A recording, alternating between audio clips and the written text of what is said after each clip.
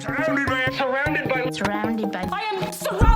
I'm often surrounded by. The entire system is surrounded by Freaking idiots. Surrounded by them. idiots. Okay. I got this thing where growing up I was always knocking stuff over and breaking things. Oh. So there's like a meter like I've placed on myself when Makes people are like, sense. you just gotta push this door open. I'm like, are you sure? Because I will push this Yeah, fucking so door open for real. you know, so I have this thing and I'm like, oh, okay. It requires this, Oh, you know, so the use upper the- echelon. Yeah. No, trust me. I understand. Listen, I had a lot of those where you're just like, well, it feels like it should twist. Uh-huh. That don't twist. My wife be teasing me about it all the time. Come on, you're strong. I'm like, yeah, but you. It's, I'm a little too strong. Yeah. Oh, one more thing. Oh yeah, let me clear that. Thank you, brother. You know what? And I gotta make sure you get a proper intro. You know Oh, what I'm why, saying? thank Because you. Listen, ladies and gentlemen, welcome to the SBI podcast today. Today's guest is a rising star in film and television, known for its standout roles in Shrinking on Apple TV Plus and Deadly Class on Sci-Fi, with a talent for bringing depth and humor to every character. He's quickly becoming one of my favorite actors. Please welcome Mr. Luke Tennie. That was a stupendous introduction. Thank you, bro. Nah, I appreciate it. I'm grateful. No, bro, listen. I was telling you out there, when we did Thriller, I remember we didn't have a lot of scenes together, but when I watched the movie after the fact, I was like, oh, shit. He was, like, the stuff I wasn't seeing. Like, I'm like, he was doing his thing. Like, like, the scenes we had together, like, one is just you walk up and with the fucking phone and you're like, hey, like, it was all so quick, so I didn't get to see you really work for real, but, like, I saw it. You know what I mean? After watching the movie, I was like, oh, like, yeah. He ain't gonna be looking for work for long. Like, Man, at all. and look, I was just telling, for your viewers and your listeners, I was just telling you in the kitchen that appreciation for the effort I was trying to bring, I could sense it from you and from Taquan, and it just felt warm, and it made me feel like I was in an area and in an environment where I was with artists who were okay with people trying. Like, I've always been a try hard. Every time I played football, every time I was on the field, the coach would be like, okay, we're doing 50%. And then that meant people just didn't work at all. Right. But not me. And people would whine, oh, here go Luke doing his thing. Right. And I always am ready for people to respond to my energy in that way. But you and Taquan, I'm very grateful for making that experience something. And I didn't work with you too much, but you had such a welcoming presence. And I'm grateful for it to this day, bro. I appreciate you bringing me in here. Really I'm glad to be here. Man, thank you. I never, because we didn't work together a whole lot, I never knew your full story, and you were telling me you grew up in, was it Florida? South Florida, yes, sir. But what I saw online, you were born in Chicago. Yes, sir, I was. I love it. Cook County is on my birth certificate. Cook County. Yeah. So wait, how'd that happen? So I'm the youngest of three. I got a older sister, and then my brother is 5 years younger than her. Okay. And then there's me. I'm 2 years younger than my brother. And we were all born in Chicago. My father had been working at Motorola for a number of years before he and my mom had kids. And then he got a promotion when I was like coming up on a year. I was like 8-9 months. Yeah. And then he was like, bet, it's an opportunity. He went looking for places in Florida. They found one. He moved, got the promotion, and that was my whole life. I'm a Floridian through and through. Got you. Even though my birth certificate says Chicago, they wouldn't claim me at all. Listen, but even the Floridians even the Floridians hardly claim me because of the way I grew up was so unique, you know. But I'm just grateful I had such a great opportunity to grow and just enjoy my youth. I really feel like who I am is just because of the wonderful and rich childhood that I was able to have. So wait, so your dad worked at Motorola. What did your mom do? My mom was a music teacher. So which I know you'll appreciate. Yes, sir. Yeah, you're a big time musician, really talented. Just you got a bunch of categories under your name, so you a multi-hyphenate. Trying to make one crack. Just trying to make one crack. Hey, real quick, I heard this expression and I didn't know my whole life. I hadn't been hearing the whole thing, but it was a jack of all trades is a master of none. But the rest of it is, but still far greater than a master of one. Yeah. I didn't know that. Bro, when I finally found that out, I was like, oh, so that's not an insult. It's it's the highest compliment. It sounds to me like a description of a healthy artist. I like that. I like that thought process. I was like, that sounds like how I'm trying to be. It sounds like how you already are, you know? Well, you know what it is? I get bored with things, I've noticed, or I need to see small wins consistently. Mm-hmm. And there's certain industries, as you know, especially in our industry, it's not one of them. So it's like, you'll fuck around and get that win right when you need it at the end of the day, but it still isn't. You're not going to constantly you can see growth within yourself, but now that's a personal thing again.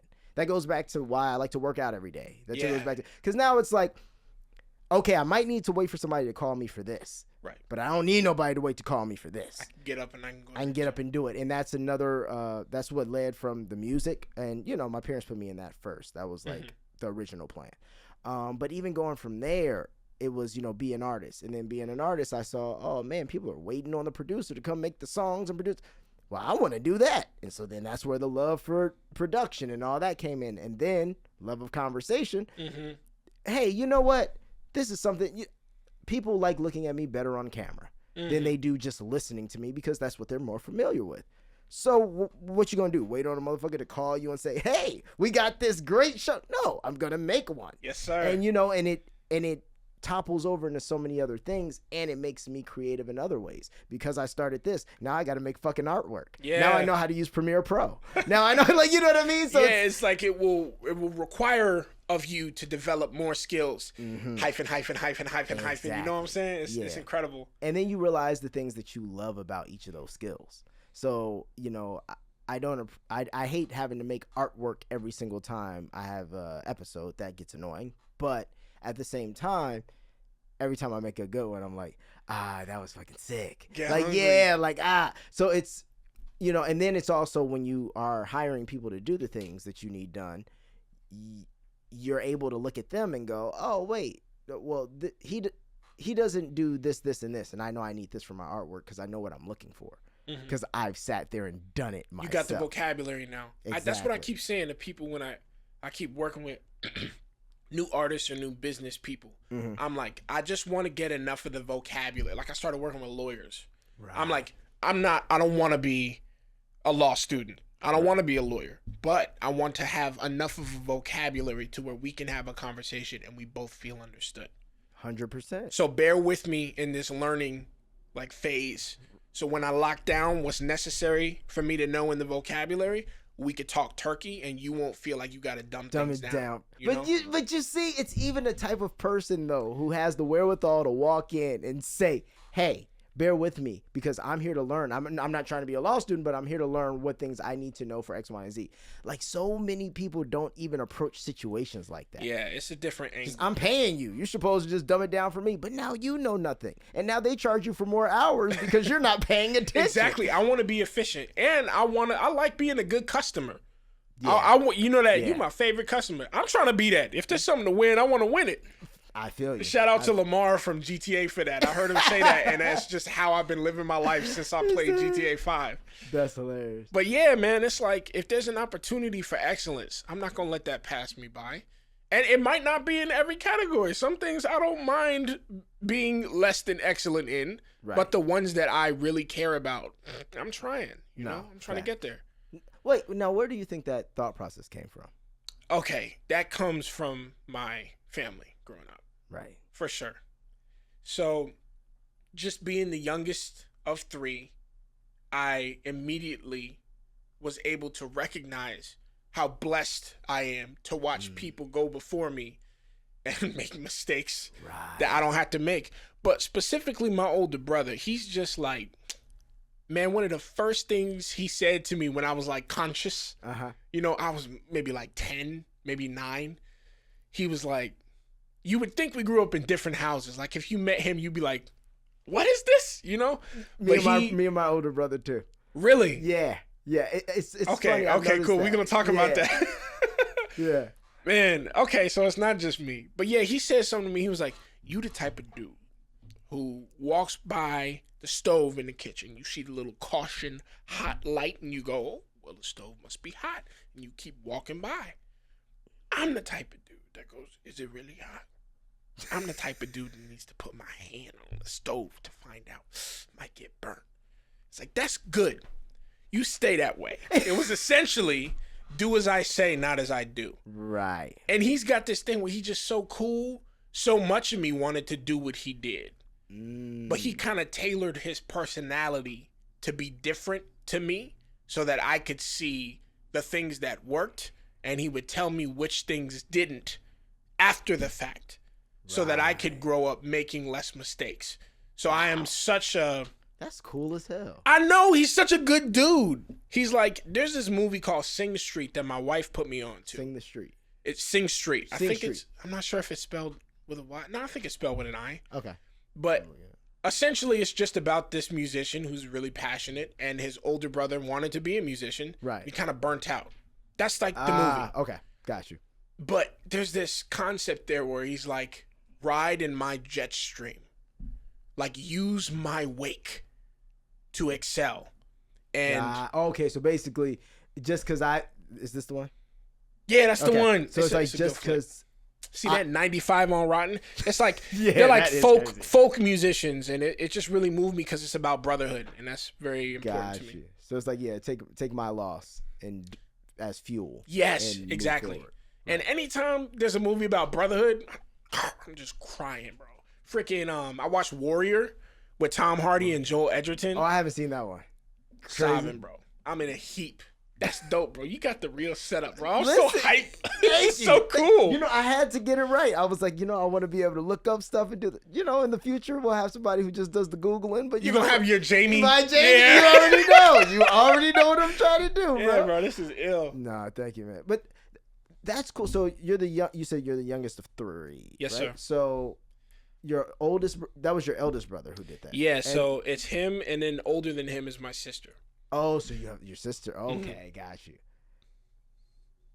So would you say that where did the acting come from? Were your brother, your sister, was anybody in the arts other than your mom with music? I think we all were. Upon reflection, we were so active in our church, and my mom would conduct the choir. And this is what part of Florida? This is South Florida, like Fort Lauderdale. Okay, got you. Yeah, and our church was called First Baptist Church of Fort Lauderdale. I think the name has changed now. But yeah, my mom, she led worship. She would conduct. She would sing, like bring the house down gospel. And our church was multicultural, but it was primarily white. It was like 45% white. Okay. And then like 55% was like everybody else. We had Venezuelans in there. We had Cubans in there. Dominicans in there. Haitians in there, us in there. Right. So it was like, I think that's why my parents wanted to choose that church, because we would be exposed to a lot of different people. Nobody could really come into our lives looking new and us be like, huh? Yeah. Just obviously there are different people, so that was a cool strategy for our upbringing. But she would conduct and direct that choir. And then my sister, she sang in the praise and worship team. My big brother, he started playing drums in the praise and worship team. My brother plays drums as well. Yeah. Does your big brother rap? Well, he has, yes. My big brother's a rapper. Okay, there we go. We got a lot in common, bro. What's this? Yeah, but my brother definitely, drums was since day one. Like, even with his videos, I would be sitting there banging on the piano before I could actually play. And he'd be banging on the drums, like, since we were, like, super young. Because we're 9 years apart. Oh, it's a big gap. Yeah, it's a big gap. Yeah. But it feels like y'all are close. Yeah, we should be closer, but we are close. We just don't talk like everyday type. Word. Yeah, because we are we think so differently. Yeah, you know what I mean? It's one of those situations. So it's like it's a generation, I think, 9 years. Yeah, and so it's even like sometimes I feel like we'll miss each other when we're trying to like share ideas or perspectives, and then it's like he's not big on debate. Like I enjoy friendly debates. Yeah, like I got you. You and me could sit here completely disagree, and I'm having a good time. Yeah, I'm the same way. Mad. I'm gonna be like, okay, because as long as you give me logic for the way that you think, I can go, yeah, but that don't add up for me. But I see what you're saying. Yeah, but yeah. Not so much. So it turns into more of a debate. So it, kind of. Yeah, I feel you. Yeah. I mean, my brother and I, we were like that. We weren't always thick as thieves. And he'll tell you, it was like, like he always knew he had this thing he said, it was like, I will not raise my hand to my brother. It's very dramatic. So that might be one of the things where the actor comes from, will you know. not raise. It was so, you know, like, what is this? What show is this from? What movie? bit are you doing? Yeah, What is this? Make me hip so I don't feel left out, you know? But yeah, so he had that, but then it was like, man, just like move on. Kind of like, right. I'm with my homies, you ain't a part of this. But then there was this thing where it was like, he would always crack on me for whatever, and then if somebody else says something, right. The switch. Right. I'm like, why do you act like you love me when other people are around? Right. you because, know, got to toughen you up a little bit. that was what it was, Yeah. you know? But it was high school where it switched. Okay. High school, he was like, man, if this world ends, we need a plan. Like, that's literally how he talked. So zombie apocalypse, what do we do? I'm like, we got to shack up. He's like, right, if you're across from like, he started dreaming worst case scenario and just being like, I want you to know how much I care about you by you thinking if everything ends, if we find each other, we'll be okay. And that started around like 9th grade for me. Wow. We played football, and like I had so much, an unhealthy amount of confidence in myself because of my older brother. That's amazing. And not because he would like go before me and handle stuff, but because of the way he spoke to me. He said this one thing, man, it tickles me so much to think about it. But he said, man, we at the same school. If you use your words before any sort of physical altercation, I will be there. I will support you. I'm knocking heads. I'm in there, fisticuffs. I'm throwing down. But if I find out that you started your fight, or you started a fight first, just you, because you didn't like how somebody talked or how somebody looked at you, I can't back you up. You a big dude. I hope you got it. Wow. Come to find out, years later, Maestro, he cooking something in the kitchen. He back from college. He was playing football at Hampton. I'm like, hey, Jay, do you remember that one time? And for some reason, he already knew what I was about to say. He said, huh? I was like, yeah, you remember that one time you told me about fight? He was like, hey, look, man, I remember saying that. Truth was, I don't care if you were dead wrong. I was knocking these cats out, but I couldn't tell you that because I needed you to grow up right. So I'm like, this whole mentality that I shaped my entire personality on, I will use my words first. I will not succumb to violence. You know how many fights I could have got in that he saved me from? Which is amazing. That's what I was going to ask. Is he a big guy too? Oh, he's huge. See, and that's what's great. Because I would think, you would think if a guy your size decides to go down the wrong road, oh yeah, you're fighting everybody. Yeah, and he you are protected your me from character on screen. Exactly. Sean, bro, Yeah, he Black Air Force energy the whole way. The whole way. Like, he's who I could have been. which is that's literally. And it's just like, damn. But that's why I feel like you're so not you do jujitsu also, don't you? Yeah, I train jujitsu and Muay Thai. I actually just got my blue belt, so for all y'all training out there, keep it going. That's Felt amazing, good, bro. yeah. I had started and then I got out of it for a bit. I got to go back. Dog, I love it. And you know what? There's cats your size, smaller, who mop the floor with me, bro. I'm like, it's technique. It's all technique, bro. Yeah. The weight is nice because you can, when you got to press on somebody. So for example, a guy like me is tired. Even if I had crazy technique, you can use the weight to your advantage. That is nice. But man, some of those guys, they're never in the wrong position. Yeah, yeah. So you just know. Like, There's this one guy in my school's name's Yayo. He's incredible. I call him Spider-Man. He's this black dude. He is so alive with energy. Yayo, what belt is he? I think he's purple. Oh, okay. Yeah, so there's this one specific clip I want people to think of, man. It's the Amazing Spider-Man 1. It's when the lizard comes to the school, and then Peter has to change into the costume and he starts fighting the lizard on this bridge. There's this segment where he starts crawling around the lizard, webbing him up, and like leaning this dude. That's what it's like when I roll with Yayo. I'm like, like there's no weakness. It's insane. So I love it. It's humbling. But it also teaches like responsibility in a healthy way, which might have been a more beneficial outlet for me when I was younger. Right. Because I wanted to fight, but I heard my brother's voice. Because, I grew up middle class. These cats, they think I'm soft because my parents worked hard and gave me like a life to enjoy. Right. So there was something about the people in my culture where I wanted to belong, and I felt like the way I could belong was by showing them I could knock somebody out. And my brother was like, "You don't need to do all of that." And you know, it's funny. That's always the case because unfortunately, I laugh because I say you look at every other culture, right? It's always looked at as a positive when you can like, oh well, you know, Jeff Bezos got a $150,000 loan from his family in order to get Amazon up and running. But in our culture, it's always like it's cooler if you go get it from somewhere else.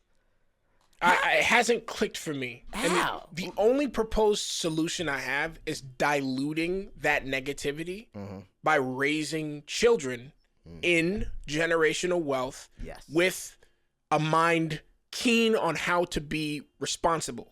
Yes.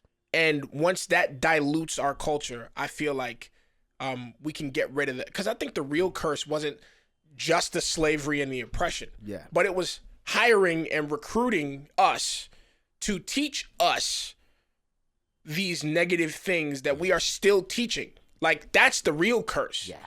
When people say, oh, so you too big to come back to the hood. And when these people come back, they're robbed or murdered. Right.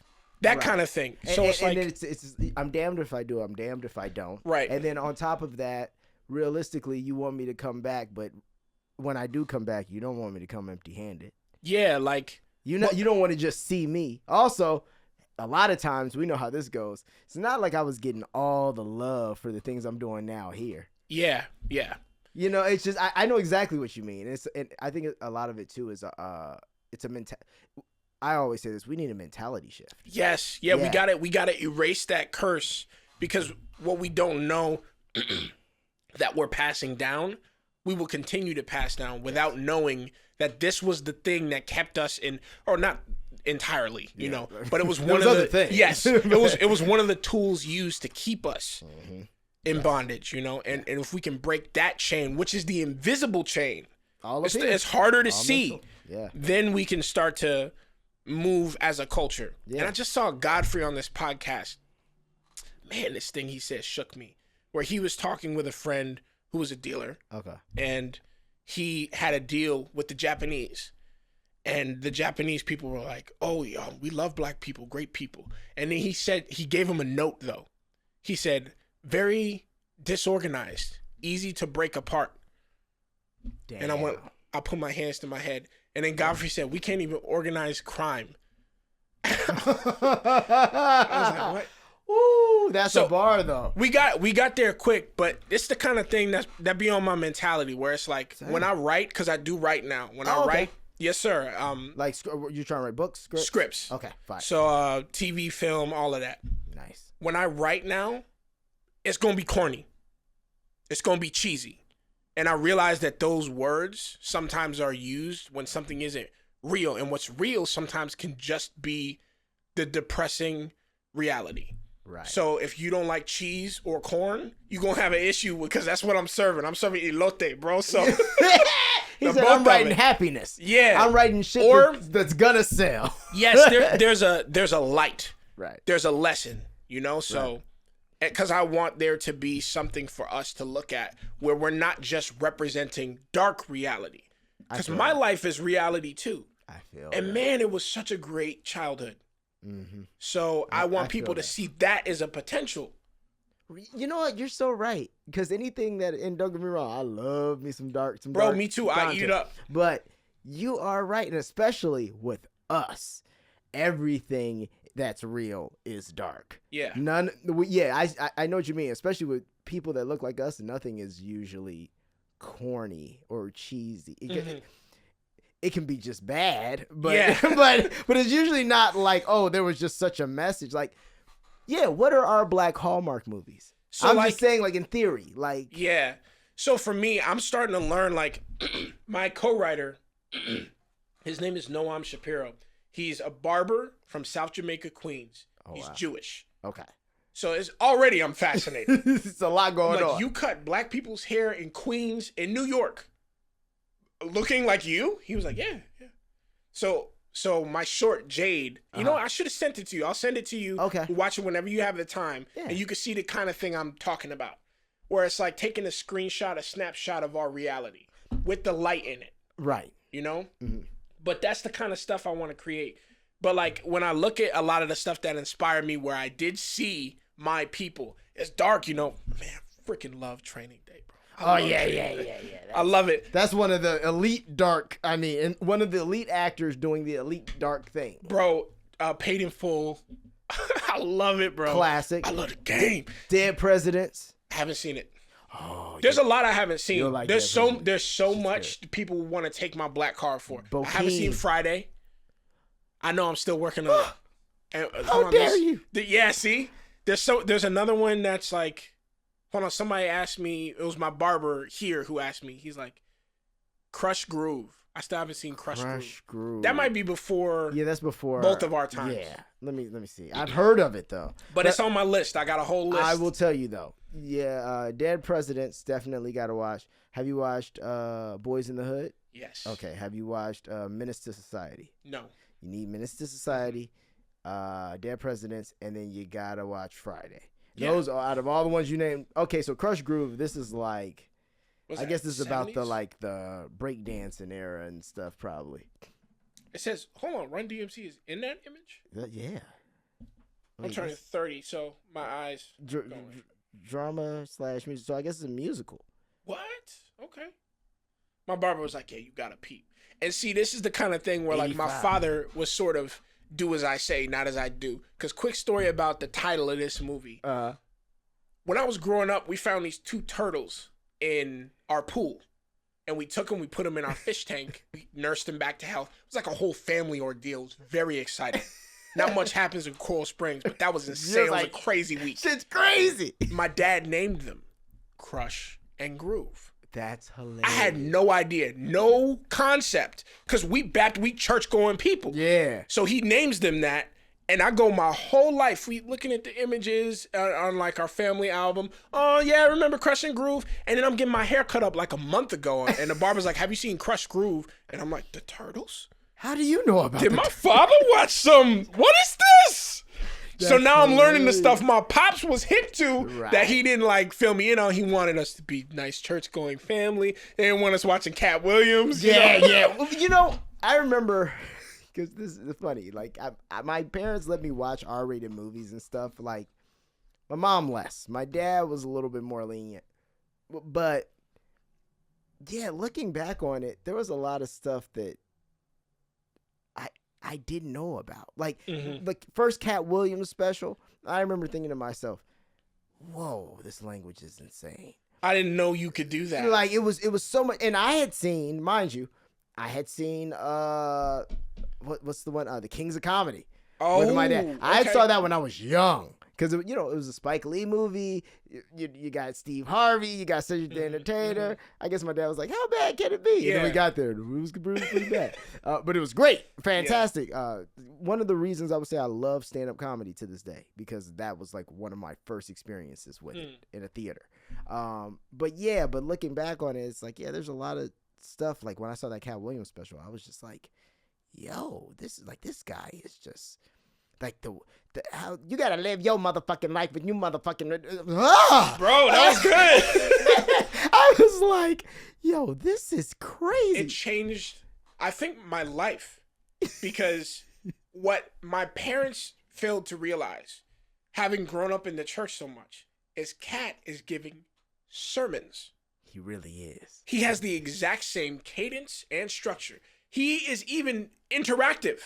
Because when you, like you were saying, you got to look at your star player. Like when he's doing that, Yeah. he hypes them up, he motivates them, he inspires them, and then he does like a call and response. Like, do you hear me? And they start cheering, and then he starts telling jokes. Right. So these people, this audience, and I don't have the science, but I'm guessing it. You know, I'm looking at the evidence. I'm hypothesizing, right? So Right. I see them, he primed them to vocalize, to move, to feel comfortable interacting with him. So when he tells the joke, not only is it funny, but we all laughing way longer than we would if we had just showed up and he just started telling jokes. Fact. He's priming us. Right. So I was watching this. I've seen Pimp Chronicles so many times. And it was Polel Tink Tink. Like I seen so much of it. Right. And I was trying to figure out why I felt so inspired by the laughter. And I looked at it, it's like, oh, because he's taking us to church. Right. He's using the same exact skills. And this is something I learned when I first started hearing R&B.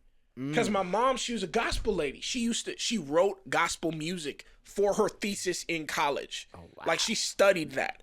And then I would hear, like, I don't know, Trey songs, and I'm like, this don't sound too different than Anthony Evans, or, you know, like, why there's so much of us is connected, yet still, like, disjointed, because I feel like my potential as an artist, like, I might not be the same man. Right, you know, my parents did what they did for, you know, trying to get me to be who I am. Right. And that worked. But as an artist, it might have been different if I had been hearing Trey songs and John P. Key at the same time, and we're able to, like, compare, contrast, and pull. Maybe I'd be better musician, you know? I see what you're saying, yeah. But I am grateful for, like, them sort of letting me discover those things later in my life, because there were some things that I discovered later that I handled a bit better than a lot of the people in my age. And I completely believe that, yeah. They were strategic with it, you know? Yeah, I mean, I think that's one of the main things I even got to give my parents, man, like, there's things they say when you're young and you don't quite understand it, and you're like, this is so dumb. Why don't you let me do X, Y, and Z? I'm like, hey, like, John, he's able to just go over there and blah. And it's like, yeah, but you know, you see how John ended up. You see how you ended up. You're like, oh, yeah, oh, maybe, yeah. Because they see, you got to think of the conversations they're having with that kid's parents. You got to think of just the people they've met in their lives, and then they see these same people in some of these parents. Recognizing patterns.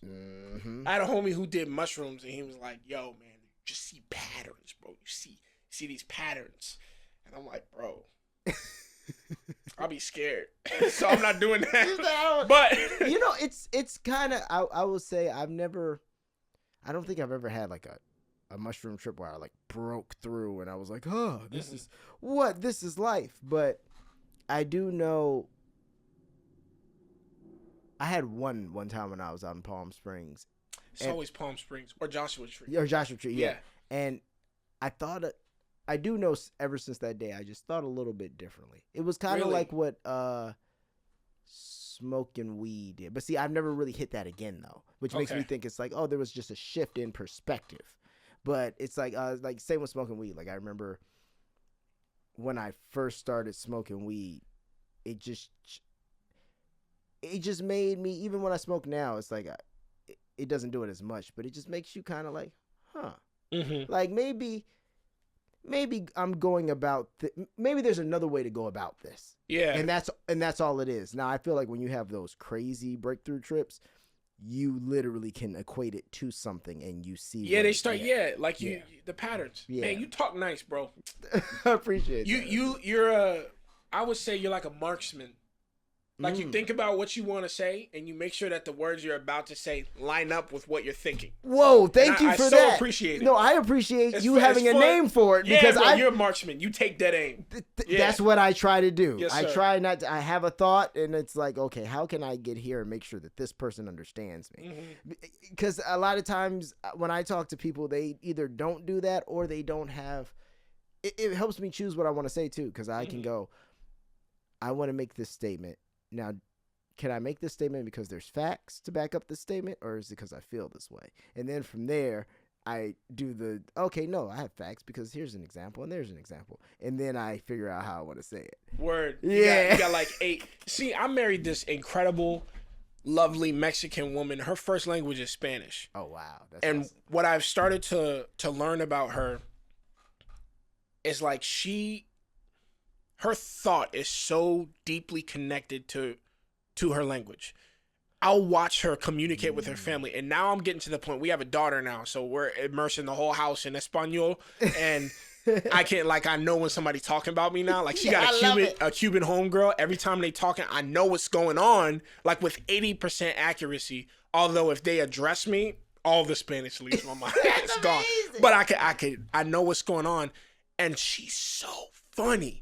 She's so quick. It's like, you know how sometimes you get an audition for like, maybe it's network and like you got to hit these beats. But then you get an audition for like an independent film and obviously the writer has watched a lot of Sorkin. Or maybe you do have a Sorkin audition, or maybe it's what's his name, Noah Baumbach. That's how Maria is in Spanish. Like towards the end, like the last 8% of someone else's sentence, she's already started her witty remark.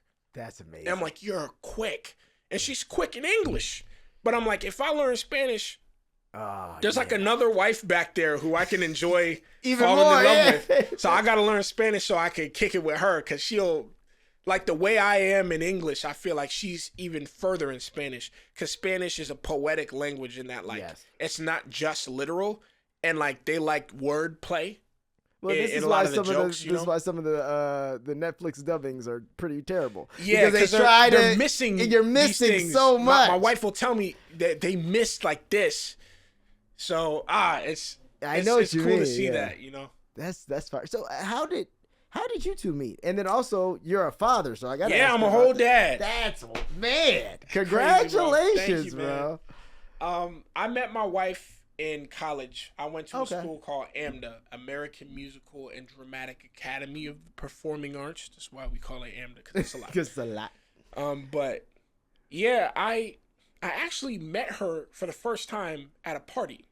I had just moved from New York to LA, and I see this real cute brown-eyed girl, and I'm like, I'm trying to holler. So I walk over there, I strike up a conversation.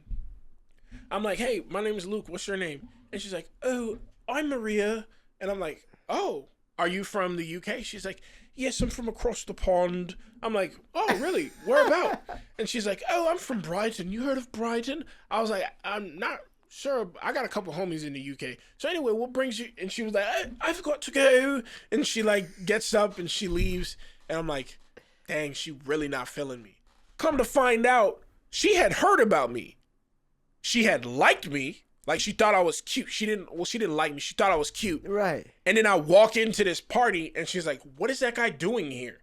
So, like, her homegirl had told her about me. Like, I think I might have found somebody who you might like. That's crazy. And then I walk in, she got nervous. She was drunk, and she was like, I'm British. She's from Mexico. That's just what I was going to say. I'm like, there's not a lot of Mexicans in the UK, are there? And you know what? She nailed it. So much to the point where I saw her again at school. And I was like, oh, hi. And she was like, hey, how's it going? And I'm like, oh, that must not be the same girl I met. Because the girl I met was British. So I'm tripping. That's why. So that was the first time we met. And then over the course of getting to know her, this different girl, like I hadn't quite linked it to the first night we met yet. Right. I thought she was smart. I thought she was bright. And then tragedy struck in my life in 2016 when I was about 7 months from graduating college. I lost my mom, and it was real sudden, and my whole family, we wanted to take each other's health seriously. And my dad flew me home, and I was doing this play at the time, man. It was like an abridged version of an August Wilson play. August Wilson is you know, and for the viewers, he's the famous he's like Black Tennessee Williams, Shakespeare, essentially. Incredible theatrical language. And I was doing this play called Seven Guitars, and it was like an abridged, abbreviated version of that. And my mom had tickets to come and see me with my dad. And I went home, and then someone covered for me at rehearsal. And then we had our celebration of life. And my dad looked me in the eye, and he was like, all right, you got to go back to LA, finish your play. I was like, I'm going back to LA? He's like, you're going back to LA. You got to finish your play. So your brother and I are going to come out to see you. Like, whoa. Wow. All right. So put me back on a plane. I go to LA. I do this thing, and it was good work. It was like one of the first times in my life where I was like, okay, this is clicking.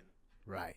And it wasn't because of the emotion that I had suffered. You know how a lot of people, a lot of performers deal with that. I'm very categorical. So I don't use like my life in my character. But there was like a completeness that I felt where even though my mom couldn't see that performance, I know she believed I was capable because we shared a moment that week before she passed. Wow. I was like learning guitar for the character. Never plays on stage, but he was a blues player. And I was playing that blues. Like you said, you take it seriously. Yeah, I take it very... So I learned it because I just... Floyd would know. Yeah. And she saw me doing it. I caught that look, and I knew then She didn't need to see it. She believed I was capable of it. And that was enough for me. And then, man, I don't know why. I've never been a man who experiences like a lot of attention from women. Yeah.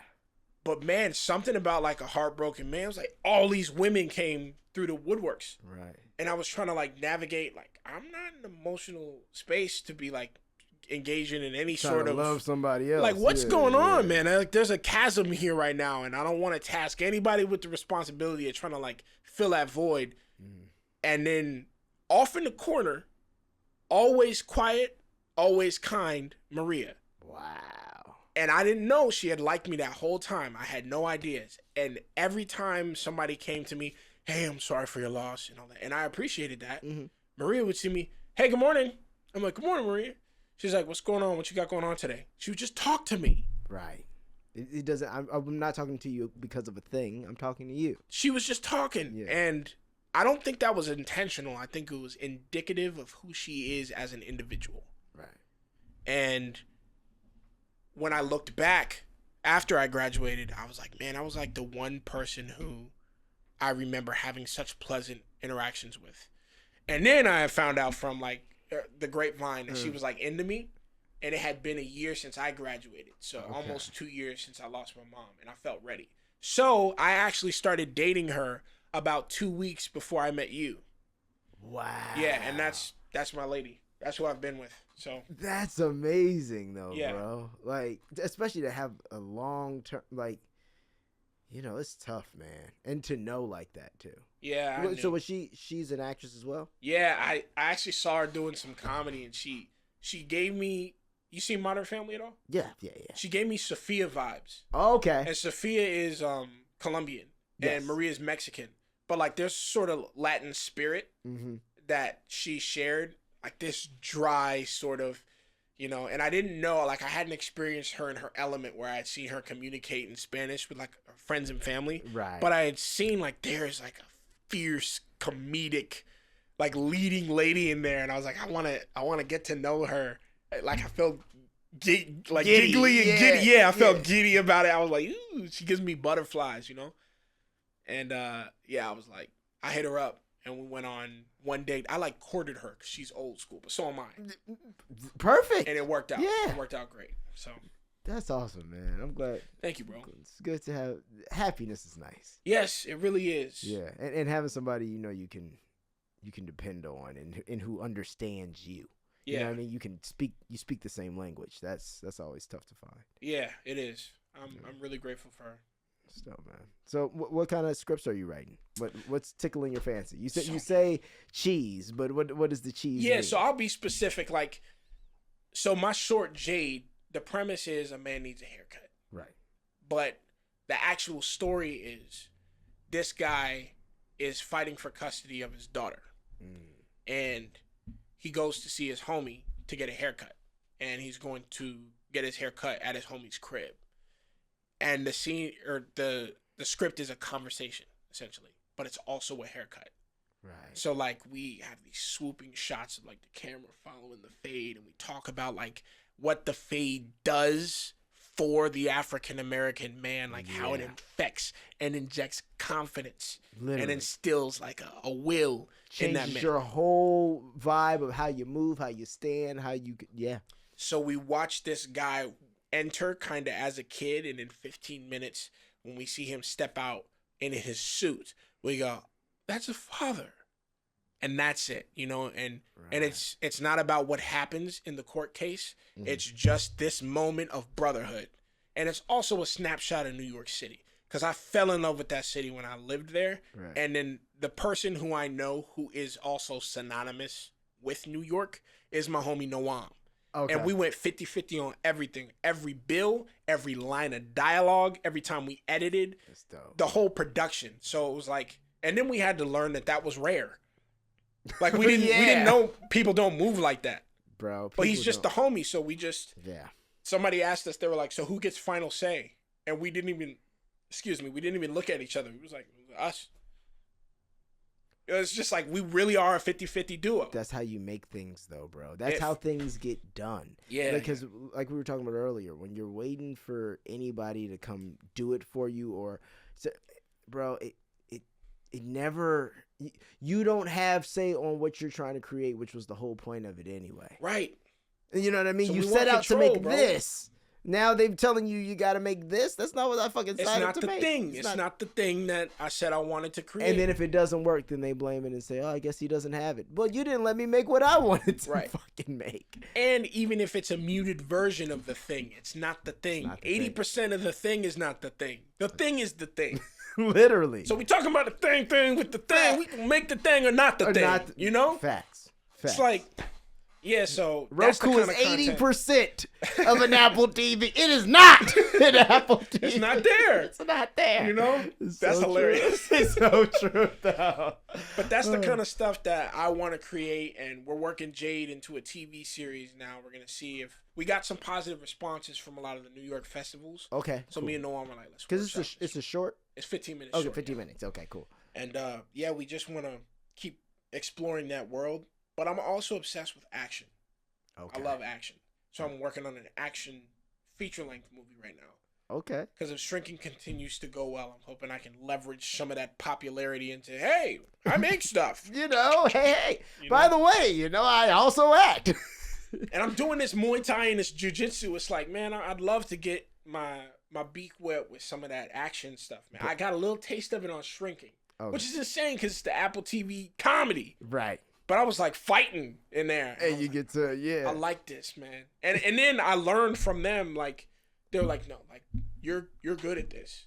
And when somebody tells me I'm good at something, there's so much in my life I haven't been good at. Basketball, baseball, football, all the sports. I know you used to look at yourself and be like, why am I fucking 6 foot and I'm not good at sports? Bro, and it's I'm clumsy. Oh, so it's not even like naga. It's just the awkward. The way my body works. So like if I'm ever smooth on camera, I'm doing that. I'm not like defaulting into some. There ain't no Idris in me. Ain't no Denzel. If ever I emulate something really fluid, I'm doing that. He's like, I'm actively processing this. The real me is dropping stuff and spilling over himself and that's cool. Right. But when I'm training in my Muay Thai and Jiu-Jitsu, I'm learning how to like isolate and focus on different parts of my body that I don't have, I never had control over. And I'm like gaining control. Mm-hmm. And different awareness of where you are and how, yes, no, it makes a big proprioception. It's a word that means like the aware, like the consciousness to know where your body's at in the space. And like there's a switch for it for me. So when I leave set, it's off. It's all back. So I'm tripping over my freaking forces when I walk out the trailer. But between action and cut, that switch is on, and I'm like aware of what's happening. That's damn. How do you prepare even for since you said you use none of your personal, how do you prepare or how do you process a character? So for me, and I'll be specific again, it's not necessarily that I avoid using anything personal. I don't want to use something essentially negative or particularly important for like my development for someone else's script. You know what I'm saying? I might do that for something I write. I get it. Because I know the writer. You know? And I know exactly what he's trying to pick right here. So it might, yes, and I can trust the writer. You know? But for someone else's script, like I'm not gonna like use trauma points for a character. So I just create the character based on the words that I see in the script. I create a chart. I learned this in acting school. I have a list of what my character says about themselves, what other characters say about my character, and what the author says about my character, which would be in the stage direction of the action. Right. And then from all of those, I figure out, is it true or not? And sometimes it could be true, but it's more interesting if it were a lie. So I might use that and tweak that. I just take the script and then I analyze what it's telling me about my character. Right. From there, I build objectives. Okay, well, what do I want? Why do I want this? And what's in my way? I build my obstacles.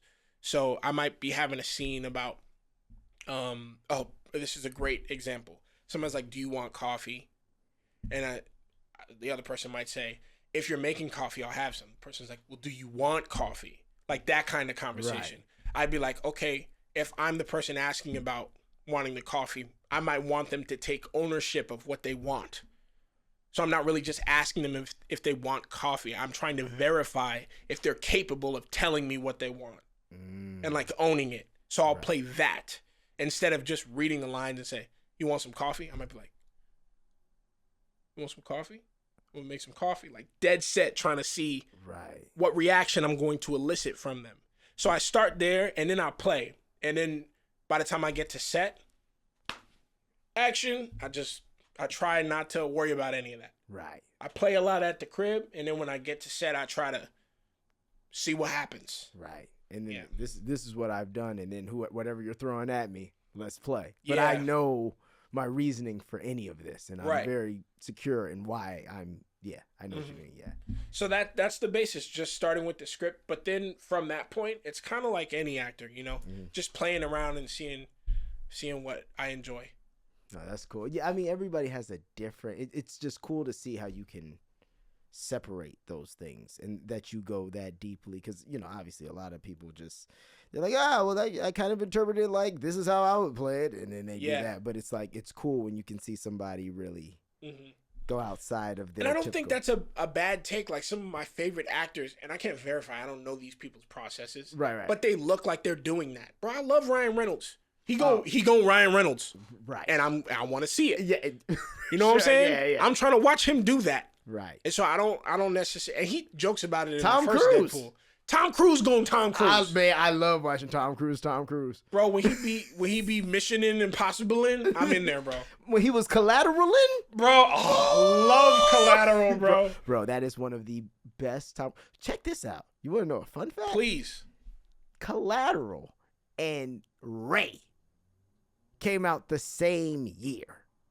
Dang, Jamie. Yeah, like Jamie was, I don't know which one he shot first, but I was like, this nigga Jamie Foxx is different. Yeah, he one of them. That's different. We get one of those every few years. I think under him. Yes. Oh, thank you. Yeah. I think I'll say that again. We get one of those every few years, maybe like decades. Right. So we got Jamie, comedian, vocalist, musical genius. Yeah. Also performer to the max, can act his socks off. I think kind of under him and like the new, and he's a little bit like alt, is Gambino. Yes. He's like checking all those boxes to an excellent degree with Atlanta. Yeah. And then Weirdo. And then he has the Lion King. Oh, I forgot. Like, you know what I mean? Like, you gotta remember, like, he's hitting he's hitting every home run that can be hit, and they're all that'd be the craziest part. If it's not like, he's doing a lot. That one's kind of like not everything he does, and it all has a taste, a tone, and a perspective.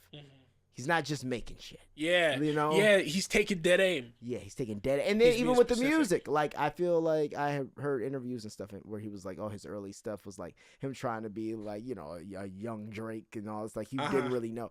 But then even to see where he switched up his sound to, and you're like, oh, okay, so like, yeah, nothing else sounds like this currently. Right. Like everything you're doing, you are in a lane of your own. And that's crazy. I love to recognize people like that at every level, which is again why you're such an inspiration. Because, bro, you do like, man, the vocabulary I heard you using. You was talking to somebody about like DJing. And I just was like, this is beyond me.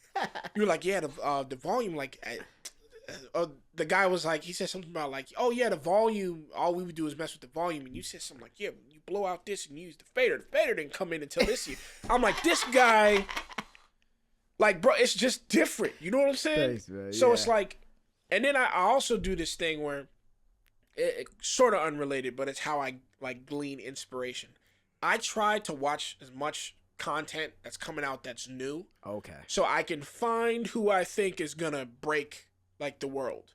Right. So a couple years ago I watched this movie called Old. Oh yeah. Whoa, I know where you're going with this. You know exactly where I'm going. But you saw him too then too. He was incredible. You know what's crazy though? He's incredible, but I didn't love him in Old. Right, and old, they didn't really give him much. I was looking, I was like, why is he in? This doesn't make sense. I don't know why he's here. I don't know why he's here. And it wasn't that I didn't like him, because that's how I initially felt. It was like, why, he feels wasted here. Yeah, what's going on here? Like, why is he here? Also, you know why I think it was that though, right? Because they put him in those fucking braids and the chain. Bro, it would have been the same as if we would have put you in a chain and those fucking braids. And it would have been like, he's doing this thing, but why is he here doing this? What's going on? And now that he's doing all these now that he's doing all these other roles, it's like, Green Lantern, Rebel Ridge. There we go. And like back then, I was like, I call it. Because it inspires me to find those who I sort of see myself in. Yeah, I was gonna say because he's a tall guy, he's a bigger guy. He can do, bro. And bro, he nailing the dialects too. These Brits come over here and just dog walk us, bro. I'm like, yeah, what's going on? Every time. And then the casting directors love him. And you know what? I want to be mad at it, but I understand why. Because when I watch the work, I'm inspired. I'm like, these niggas are good. Yo, when I walk into, it's also crazy when I walk into auditions too. I'm like thinking to myself, we're turning on a character. This motherfucker comes in. Oh, yes, thank you. Yeah, I'm Franklin Saint. You're like, nigga, what? Damn, bro. Oh, you're like, wait, damn. So like, even if you did a good job, nigga from Compton, he is from fucking Britain, and he sounds like you. Because the thing about acting is that's what it is, and I always admire and appreciate people who like go and cast people like of the world. Yeah, that's when you're making that kind of thing. When you're making Uncut Gems or the Florida Project, when you're making that, it tracks.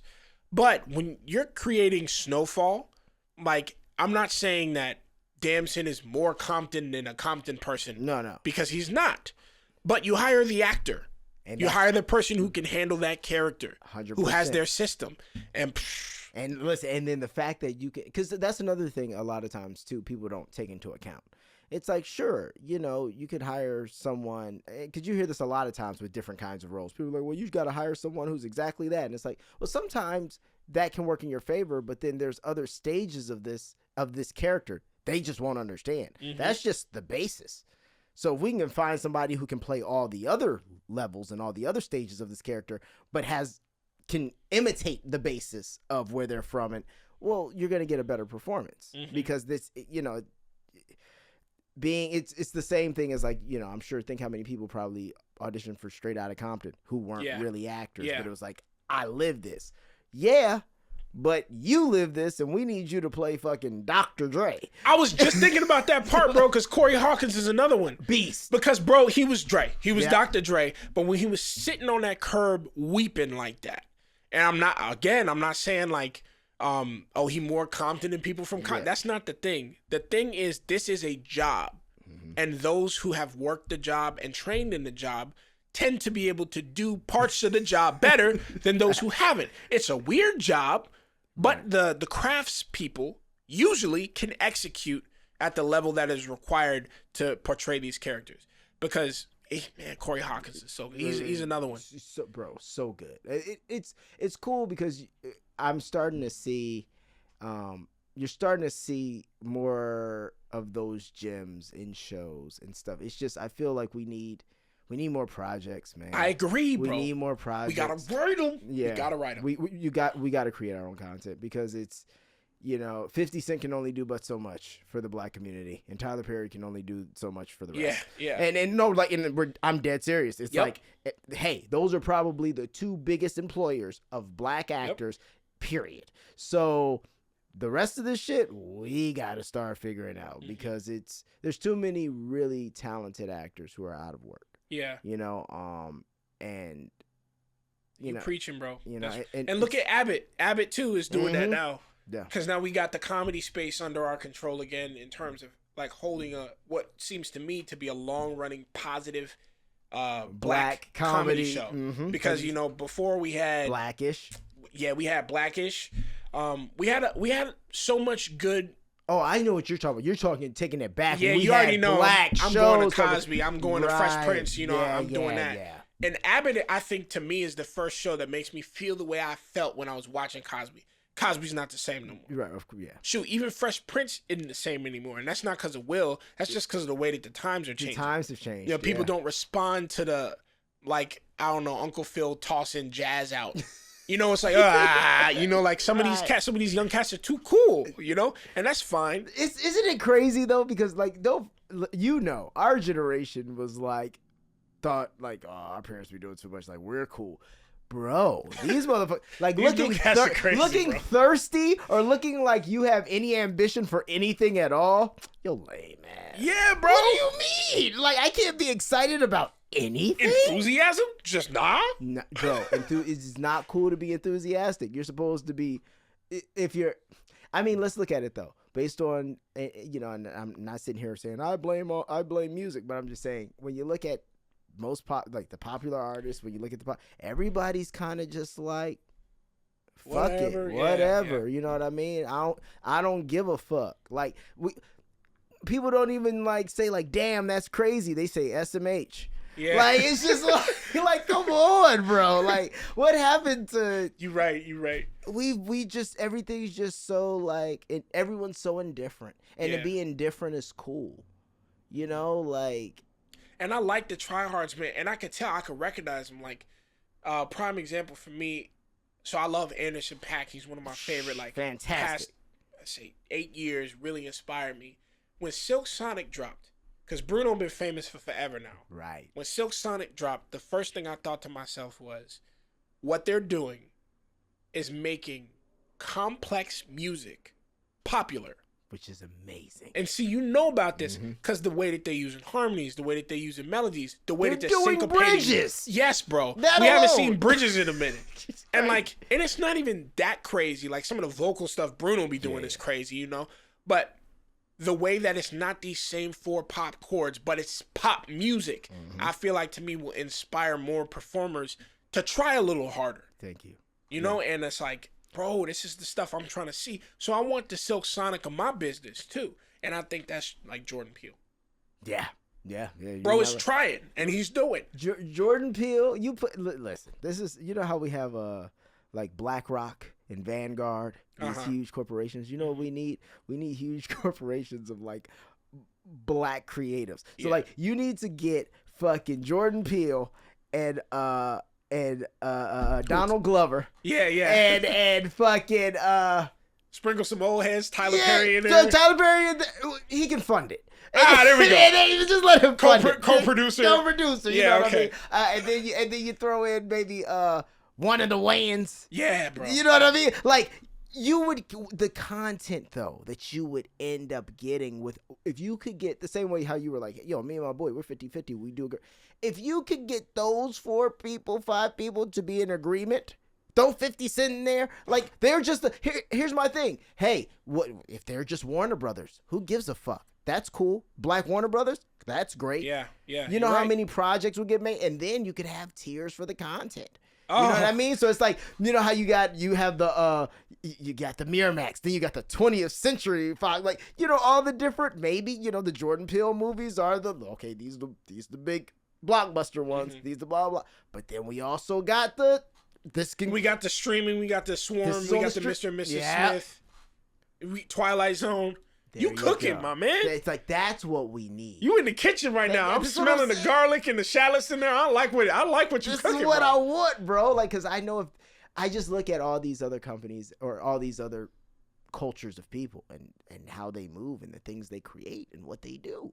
And I just look at it and I'm like, hey, you know, once again, going out of that defeatist attitude, yeah, things haven't always been easy. But, you know, for the first time, like, we can actually do things, and there's some of us who actually got some money. I'm not one of them, but you know, we know that there are a few people roaming this earth who are in the high 100 millions and billions who look like us. Yeah. So if one were to create something like that, like, I always thought it's crazy that, you know, Fox owns Tubi, and not like, yeah, and you know, it's even crazier. Knowing this stuff. Not even crazier. Not Fox like The Simpsons and Family Guy Fox Corporation. No way. The ones who own the news. That's hilarious, bro. Have you seen Succession? Oh, yeah. So I loved that show. It made me so Incredible. uncomfortable. I can't imagine myself watching it a second time. Like, I drank the brilliance and was so uncomfortable. It's an incredible show, but you're looking at these kids like, what is wrong with you? I think the thing that it taught me was that the people at the top don't care who's the president. Oh no. They just care about the policy. And like that whole thing where they were really kind of alluding to that. It was Fox News, Right? You know, with the Logan Roy Corp. Roy, yeah. Yeah, so like there was this thing where they were like trying to race to announce who was going to be president.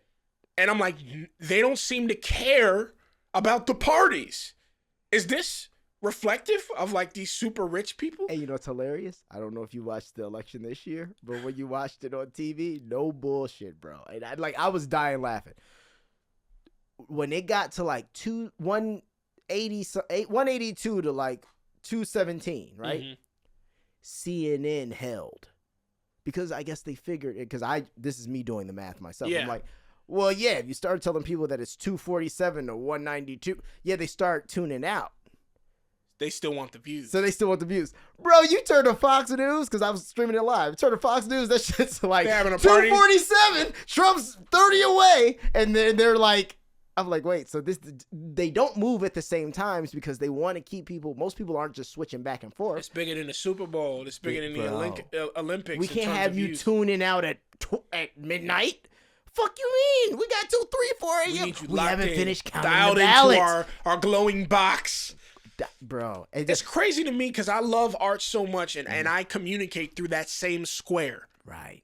You know, I want to inspire, uplift, and encourage. And the same stuff that I'm trying to put through that medium, there's other stuff coming out. They just bombing that shit. No. I did not know that, bro. Yeah, bro. No, and that's my point. So I look at some of these mediums, and once again, hey, I gotta get my shit together because I think these ideas are good, but I gotta prove it. So somebody lets me do it. But Right.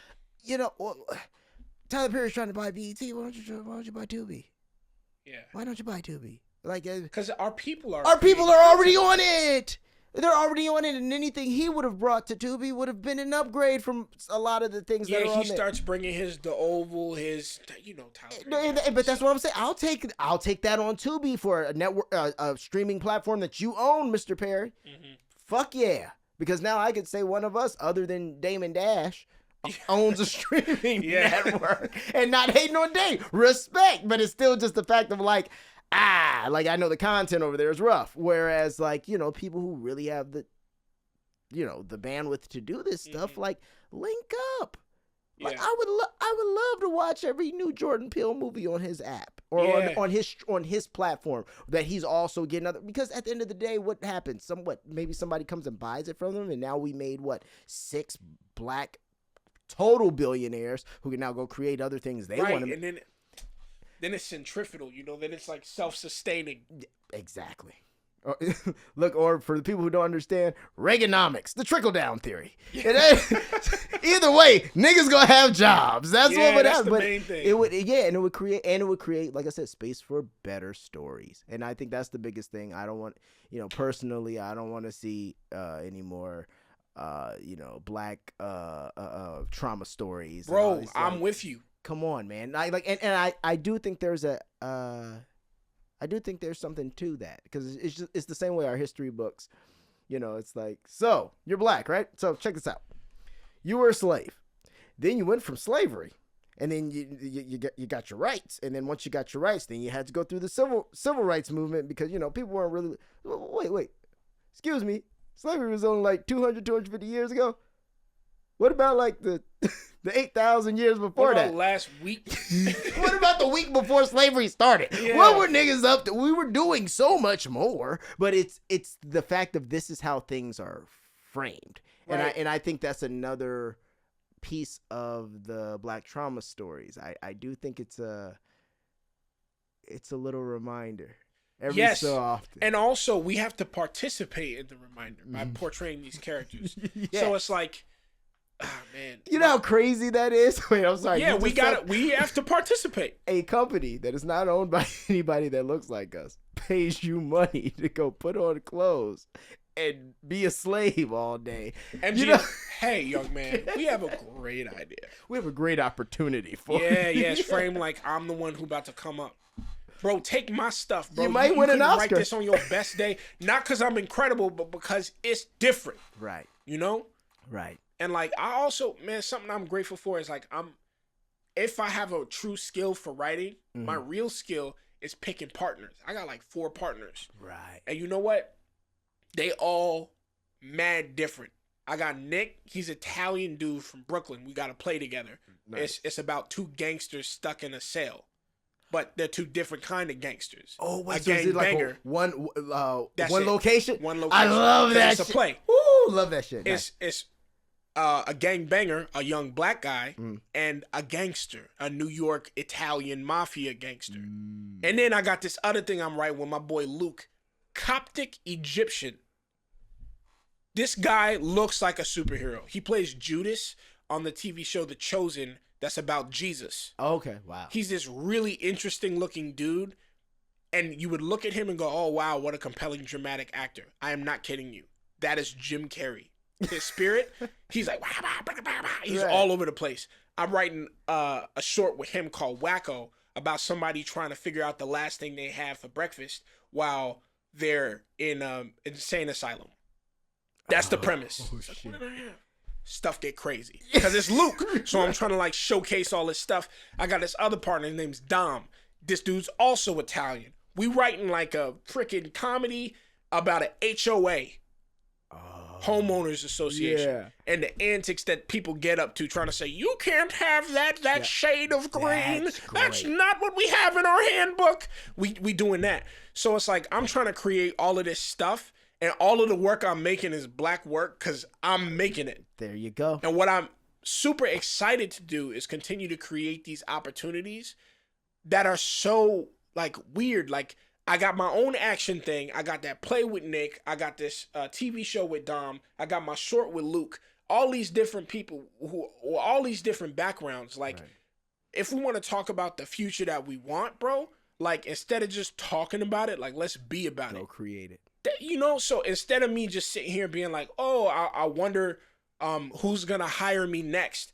The problem that I'm having now, which is a champagne problem, is I'm so busy with work that these projects aren't coming out as quickly as I'd like them to be. And that's a beautiful problem. And that is the best champagne problem. And the only problem I want over that is to the point where people want to hire me, but I'm too busy doing my own stuff. And I say that shit every day, bro. Ugh. And no, we are. If you've never said nothing else, we agree with that is what I always say. I say, man, Ain't that it? I one day somebody called me and they go, hey, look, we just want you to play blah blah blah da da da. I read over the script and I just go, honestly, guys, you know, between X, Y, and Z, I don't even have time to do this. But thanks. And now, if it's a friend, I want to be like, Yeah, what we I'm doing? making space. What we I'm doing? making space. But if it's not, look, you know why? Because right now on fucking, what's today? November 20th? Motherfuckers, I'm free. You can call me. I'm available. But you know what? One of these days you're going to make that call and you're going to wish you fucking made it sooner. Because you know why? We weren't talking. We were fucking doing. Yeah. Yeah. I love that, man. And I try to make sure to communicate that to other artists. Like, I'm trying to work with you now because I might not be able to get you on the phone in 10 years. Right. That's how invested I am in your success. In your success. I'm trying to do it now because I might not be able to afford you. You might have to do me a favor. Mm-hmm. And before it's favors, I'm trying to just collab. And I'm gonna hedge my bets now and let's make this shit happen. Yeah, man. Yeah, you know, bro. so I think, man, I love the direction that this went. No, bro, of course. I love that, bro. Like this is the kind of thing that I've been so passionate about for so many years. The moment I knew I wanted to be a writer is the moment I discovered my responsibility. Where it's like, yo, I might not be the greatest writer, bro. But that's fine if I can create opportunities for other people to earn, because they might be the next Jordan Peele. They might be August Wilson. And I would love to help create the next one. Just have my name roll at the credits of their life. Not even near the just top. for the thank yous. Just, yes, special thanks. I'll take that. Thanks. Yeah, no, real shit, That's bro. what I want to be a part of in this industry with my community. And listen, and that's how we gonna end it. That was perfect, man. Yes, sir. Thank Hey, you for this was a coming, pleasure, bro. Pleasure is all mine, bro. Thank you, man. This was great. This is amazing, man. And we out. Peace. Dog, I love what you got going on here. Thank you, man. I mean, I love it because we could just go. That was sensational. I feel inspired.